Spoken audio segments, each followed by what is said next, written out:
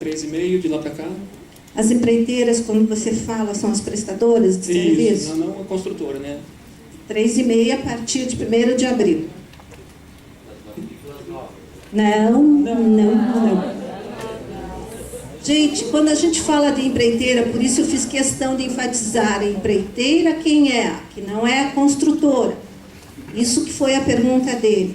A prestadora de serviços, vamos assim chamar, está desonerada a partir de 1º de abril de 2013, independentemente da data de cadastramento da obra para a qual ela presta serviço. Isso é a regra máxima. A data segue a desoneração em todo o seu período.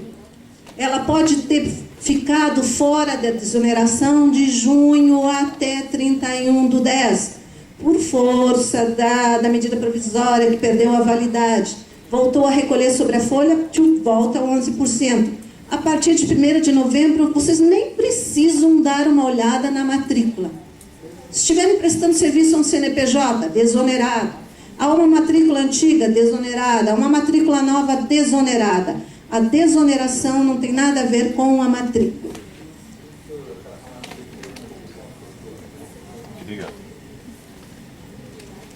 Agora, quando a matrícula é aberta através de dono da obra, uma fábrica, por exemplo, como é que fica a situação?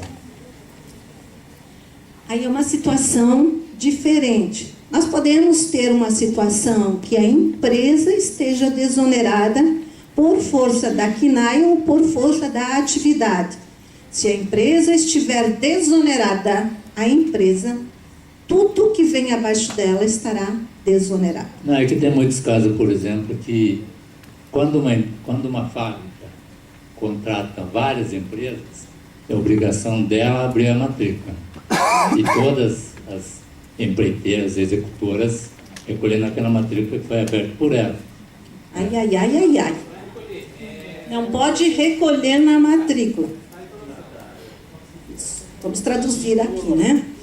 Gente, a fábrica abriu um SEI. A fábrica só vai ter que olhar para a data de matrícula por conta da atividade dela estar desonerada ou não. Não é do CNAE 412, 433, 432, 439. Gente, a lei da desoneração atingiu, além das atividades de construção civil, várias outras atividades industriais, comerciais. Uma loja de automóvel poderia estar desonerada ou não, nós teríamos que olhar no anexo. Uma revendedora, uma padaria. Se a atividade principal estiver desonerada, tudo que vem abaixo dela está desonerado. Então, para o caso desta obra contratar empreiteiros, ela vai ter que verificar. Os empreiteiros, gente, quase que 100% vão estar entre as atividades do 412, 432, 433, 439. O empreiteiro, a partir de 1º de abril, independente da data que a sua fábrica fez a matrícula, está desonerado por força da lei, que não tem nada a ver com a matrícula. Porque não foi ela que abriu. Muito bem. Tudo bem. Pega só quem abriu e é responsável. Gente, não é quem abriu também a matrícula assim. Vamos dizer assim, eu fui lá e fiz na internet, né? Responsável pela matrícula, CNPJ ou CPF. No caso de desoneração, só estamos tratando de PJ, pessoa jurídica. Mas no caso do seu empreiteiro, tem várias construtoras, tem obra anterior de abril e obras recentes. A desoneração é em toda a folha? Você em todas as construtoras? Você é quem? Eu sou o empreiteiro. Você é um empreiteiro que não é responsável pela obra. Não. Você está desonerado a partir de 1º de abril em qualquer situação de prestação de serviço. Qualquer SEI para o qual você esteja prestando serviço. E a partir de novembro em diante, todas as minhas notas saem com 3,5. Com certeza. Deveria sair, né? Mas tem podemos obrigar construtora que não lá. aceita, né? Deveria sair a partir de 1º de abril.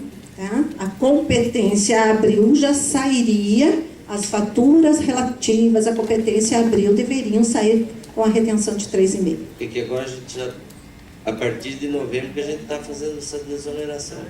Perfeito. A partir de novembro passado, nós vamos tentar resolver de outra forma.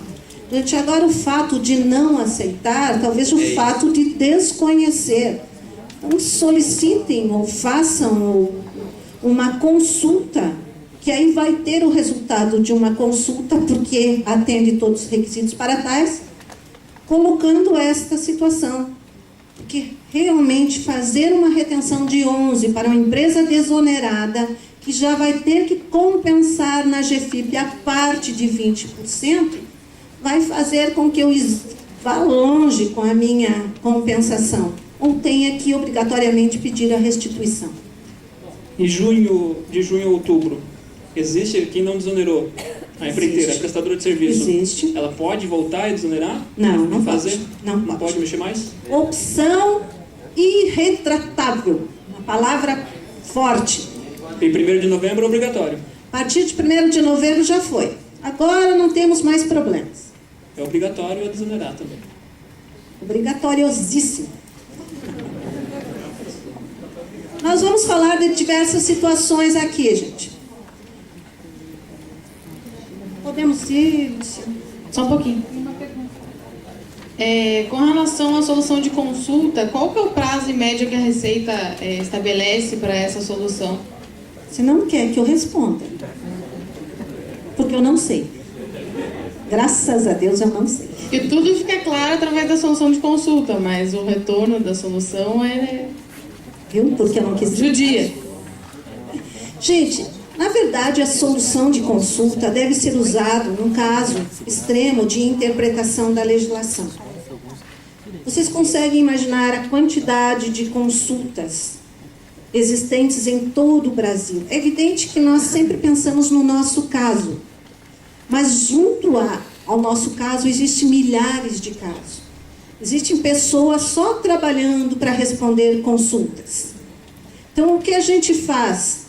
E eu falo com a maior tranquilidade possível, porque participando deste grupo de trabalho da construção civil, a gente consegue trabalhar na solução de consulta, consegue trabalhar em todos os setores que envolvam a construção civil. E ainda mais uma pessoa extremamente chata e curiosa como essa que vos fala. Então, a gente consegue tentar trabalhar de uma outra forma para que vocês não cheguem a ter que buscar uma solução de consulta que possa atrapalhar a vida cotidiana das empresas.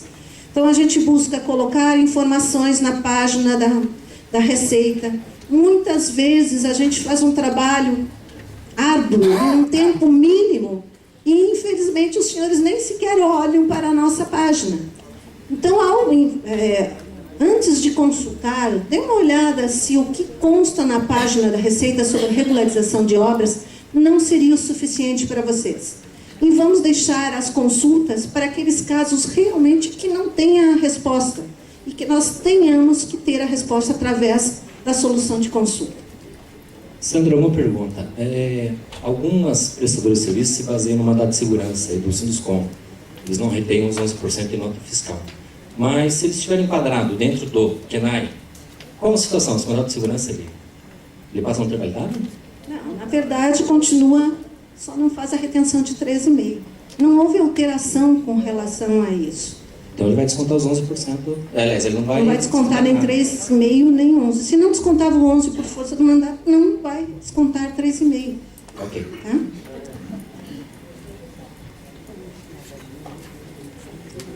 Então vamos lá. As obras matriculadas entre 1º de junho, o recolhimento da contribuição pode acontecer das duas formas, e é isso que trouxe uma maior confusão no nosso dia a dia. Só que para essas obras, gente, a opção é feita obra a obra. Nós podemos ter obra dentro de uma mesma construtora com opção de recolhimento sobre folha de pagamento, desde que cadastradas dentro deste período em que se permite essas duas situações, a opção é obra a obra. A opção da empresa permanecer no regime substitutivo é da empresa, CNPJ. A empresa pode estar na contribuição substitutiva e optar por determinada obra sobre folha de pagamento. Então, são duas coisas distintas. A gente tem uma situação um cadastramento do SEI de abril. Então, abril e maio foi recolhido com a desoneração. Aí, junho, por causa da medida, a gente acabou recolhendo com uns 20%. Junho, julho, agosto, setembro, outubro. A baixa dessa obra, ela vai ser levada em conta naquele item B, ali da desoneração? Eu teria que alterar as GFIPs e fazer a compensação desses 20% que eu recolhia mais? Na verdade, não. Não. Veja, você poderia manter a contribuição substitutiva desde que você tivesse feito o recolhimento de uma forma ou de outra. Ao fazer o recolhimento de determinada forma, ficou claro que você não manteve a contribuição substitutiva. Agora, veja, você está falando de uma obra matriculada e que, por engano, foi feita dessa maneira, é isso? Não, na verdade, como a matrícula foi feita em abril, ela já tinha entrado na desoneração. Então, abril e maio recolheu. Sim, então ela manteria a desoneração até o final. Então, eu fui na central de obras e questionei isso, como é que eu faria, né? E eles me falaram que teria que ser com desoneração, que eu teria que retificar todas as GFIPs e fazer a compensação desses 20% que eu recolhi Isso é no verdade. novo SEI. Isso é verdade. Por causa do item B, ali que eles falam que... Na verdade, sempre até o final da obra.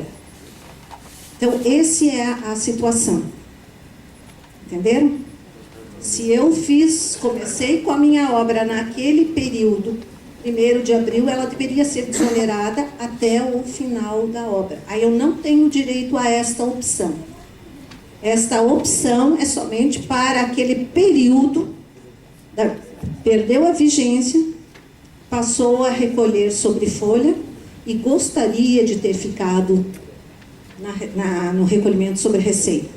Naquele período de junho até o final de outubro é que tem direito à opção. Nos demais períodos é ajuste que deverá ser feito se houve recolhimento diferente do proposto pela legislação. Mas a baixa da obra daí seria com a desoneração ou levando em conta os 20%? Veja, a baixa de obra, vocês falam muito de baixa de obra, não existe baixa de obra. A regularização da obra. E daí é uma outra situação, porque na hora da regularização desta obra, nós vamos ter que fazer um cálculo. E é nesse momento do cálculo que vai existir a situação de eu obedecer o que estava na minha obra. Se era uma obra desonerada, o que eu faço? Um cálculo normal e dou a vocês um resultado também desonerado. Nesse período, não esqueço que vocês têm GFIP normal. E nós trabalhamos na regularização com folha de pagamento, com GFIP, com remuneração, independente do resultado de receita ou de tributação sobre folha. A nossa forma de regularizar a obra é sempre utilizando a remuneração constante nesta GFIP. Então, se houve realmente algum recolhimento que não deveria ter sido feito, não por força de opção, mas por falta de conhecimento, tem que ser feitos os ajustes, sim.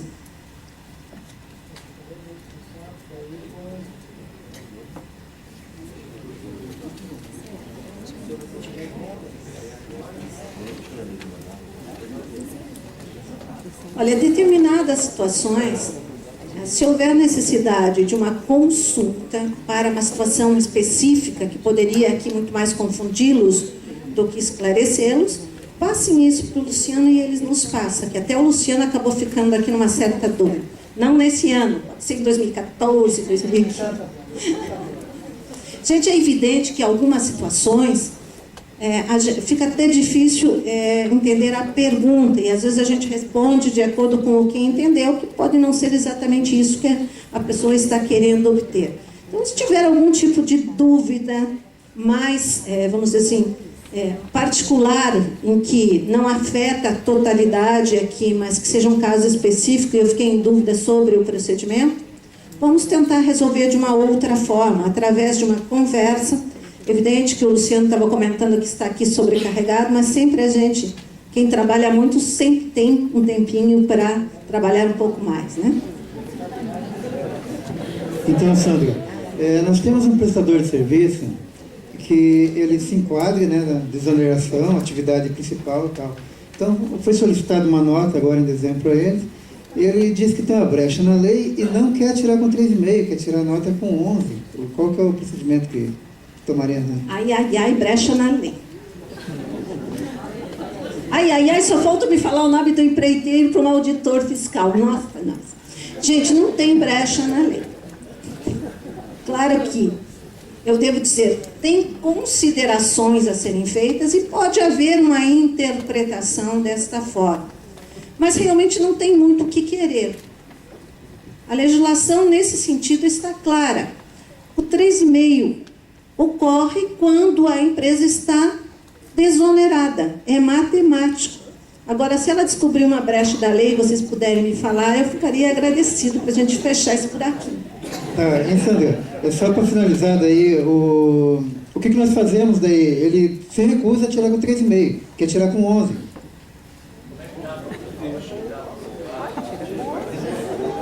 Gente, a própria legislação deixa muito claro, é uma atividade desonerada, o período dela é a partir de novembro. Está tudo ok para 3,5.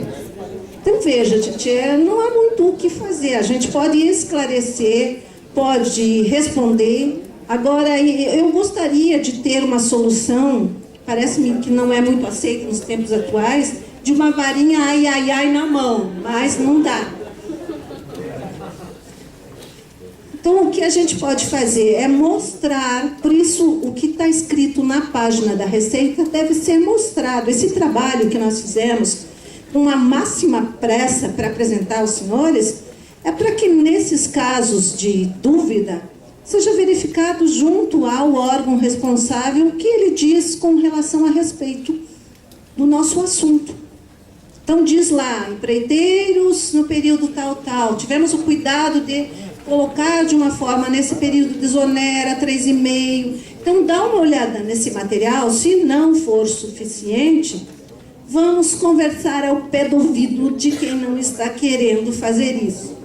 De modo amigável, porque não existe a varinha do ai, ai, ai. Tá ok, então. Vocês devem imaginar que a varinha do ai, ai, ai, eu tenho 5 cachorros. E existe um ai, ai, ai nessa casa. Mas não com varinha. Tudo que não está certinho, fala ai, ai, ai. Então, às vezes, a vontade é de utilizar isso. Mas é evidente que a gente tem o quê? A força da lei e a força do que consta num site da Receita Federal. Se isso não for suficiente, aí fica um pouquinho difícil para a gente tentar ajudá-los. Mas o que eu acho que deu muita confusão é essa história da data em que se abriu a matrícula.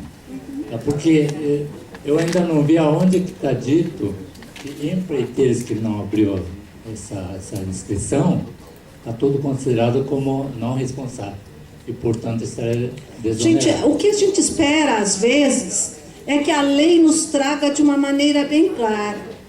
A lei é muito genérica, ela disse para os responsáveis pela matrícula. Quem é responsável pela matrícula, gente? É o nosso CNPJ que está lá.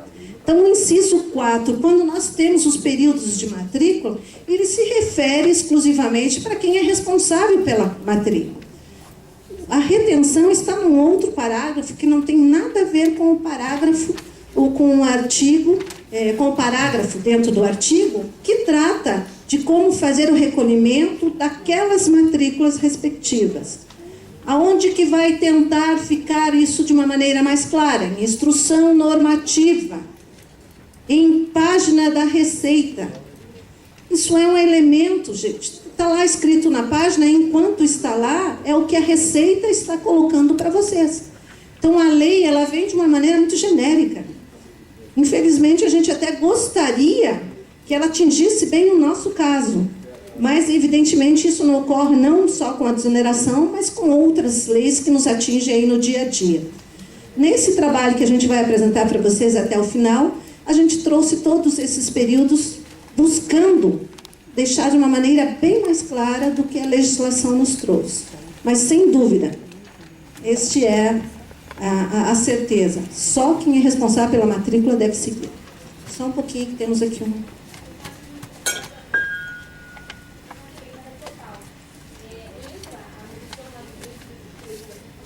Sim, sim. Veja, o artigo que trouxe a situação da cessão de mão de obra, ele se refere ao artigo 31 da Lei 8.212. Lá no artigo 31 diz, considera-se cessão de mão de obra, colocação à disposição, tal, tal. Entre as atividades está empreitada de mão de obra. Aí matou a situação. Mas eles falam de serviços contínuos lá. Nesse artigo 31, o problema é que eles citam serviços contínuos. Não. Um reparo numa instituição, numa escola, por exemplo, não é um serviço contínuo. É o caso, meu caso, eu trabalho na Secretaria de Educação e nós temos muitas obras em andamento e estão querendo que se faça a retenção por 3,5. Na leitura do 31, que aparece no 6º do artigo 7º, existe essa limitação.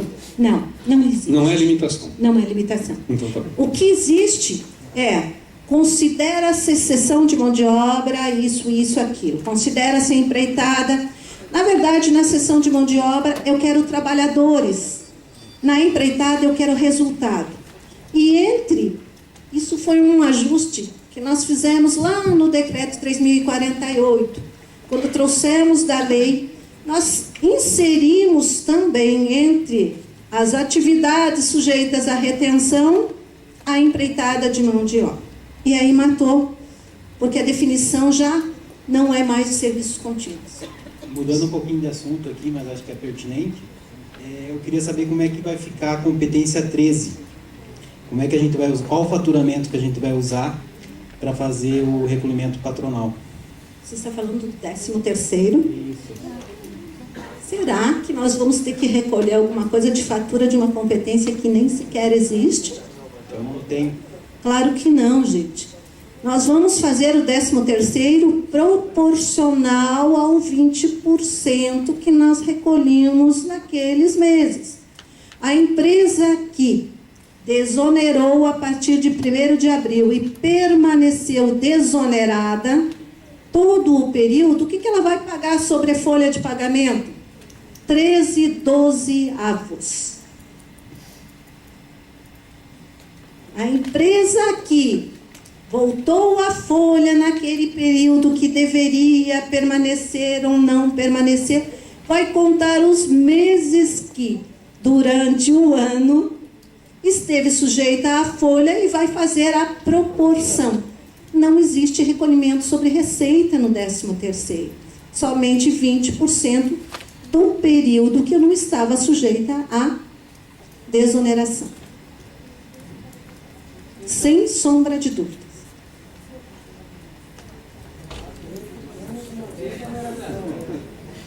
Aí, nós não vamos ter na atividade de construção civil uma desoneração total no 13º, por conta de termos começado em abril de 2013. Nós só vamos ter uma proporcionalidade e uma continha nas atividades mistas, mas não existe recolhimento de 13º em cima de faturamento, somente em cima de folha de pagamento, porque não é uma competência. Então eu deixo nos 20%. Só que proporcional aos meses que você não estava desonerado. A tua conta vai ser, qual é a folha do 13º de uma empresa que desonerou de abril para cá? 3/12. Sobre isso, 20%. Certo? Que é que tem a empreiteira?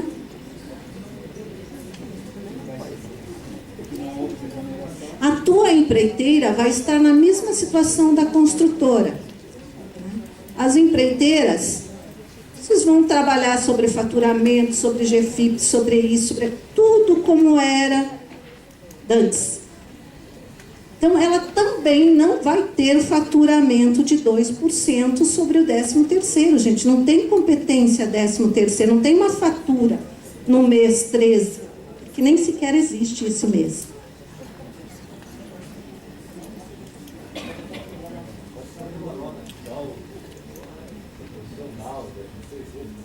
Não.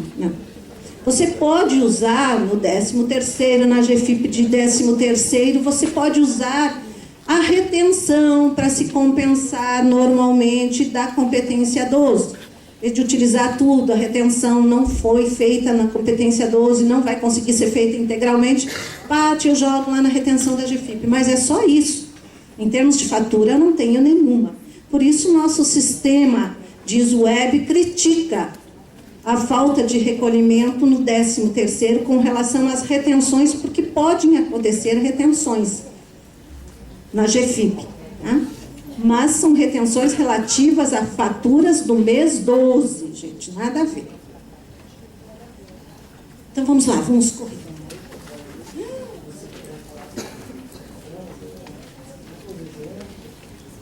Vamos lá, gente, vamos lá.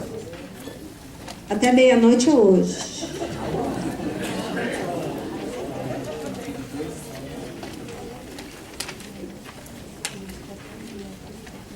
Gente, os procedimentos de decorrência, vamos lá. No caso de empresa, tudo isso aqui é um defeito, vamos dizer assim, um defeito ou qualidade da instrutora repetir várias vezes a mesma situação. Isso faz com que a gente possa passar alguns slides sem uma preocupação maior. Eu falei dos dispositivos de lei e agora eu estou lembrando a vocês de uma forma mais didática o que é que pode acontecer em decorrência da 12.546. Então, nós já falamos, deverá ser considerada apenas a CNAE principal. Então, está na lei, está esclarecido. Nas situações para quais a substituição da contribuição previdenciária sobre a folha não esteja vinculado ao enquadramento no CNAE, isso mais atividades do artigo 8º, nós vamos ter que fazer uma forma de proporcionalidade. Aí os senhores vão dar uma olhadinha nesses artigos que estão sendo falados aqui, que não é o geral da nossa atividade de construção civil. Empresas mistas têm que fazer uma proporcionalidade no 20%. Aqui uma pergunta. Nas situações de desoneração, deverá ser observado, no caso de obra de construção civil, período de regência. Então, se a fábrica estiver desonerada, a obra vai estar desonerada, independente da data da matrícula. A atividade principal desonerada desonera tudo que vem abaixo dela. Trabalhadores do setor administrativo e do CNPJ. Por que nós colocamos do CNPJ? Até respondendo a uma consulta do próprio Sinduscom.